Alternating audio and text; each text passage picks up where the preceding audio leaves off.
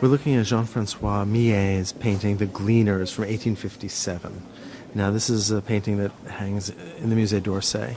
It's an oddly soft painting. The colors are muted, the edges are soft of the figures. And the brush is not tight, right? There's no hard lines. That's true. Strangely, or perhaps ironically, the subject that's depicted is very harsh. These three women are gleaners, which means that they are going out into the field after the harvest and basically picking up the leftovers of corn, in this case, that have fallen.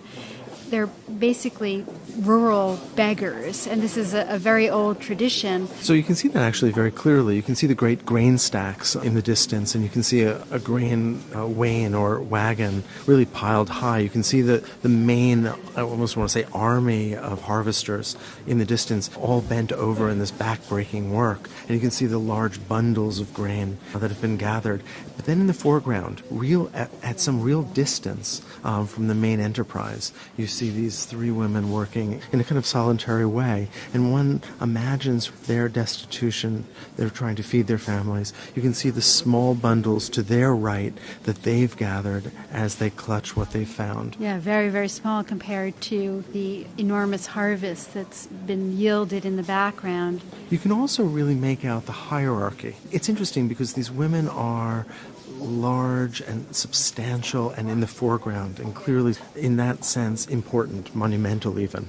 But in a diminished scale, because they're far away, we have again the main enterprise and we have the people working, but then we have what seems to be a supervisor on horseback overseeing that operation, not even paying attention to these women who are doing something so unimportant that it doesn't even bear his notice. And when this painting was shown in the salon, it was criticized because it made people in the city, in Paris, who were at the salon, have a sense of fearfulness of what would happen if people like this in these circumstances were radicalized and mobilized as they had been in the Revolution of 1848. Was there the potential for another revolution? What about the poverty in the countryside?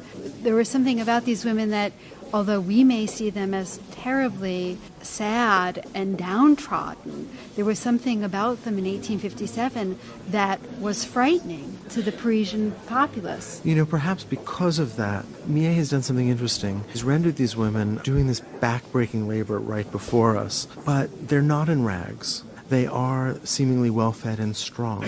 And so there's something of a mixed message here. That goes back to the softness with which they're represented. There is a way that they're all below the horizon line. They're embraced by the landscape.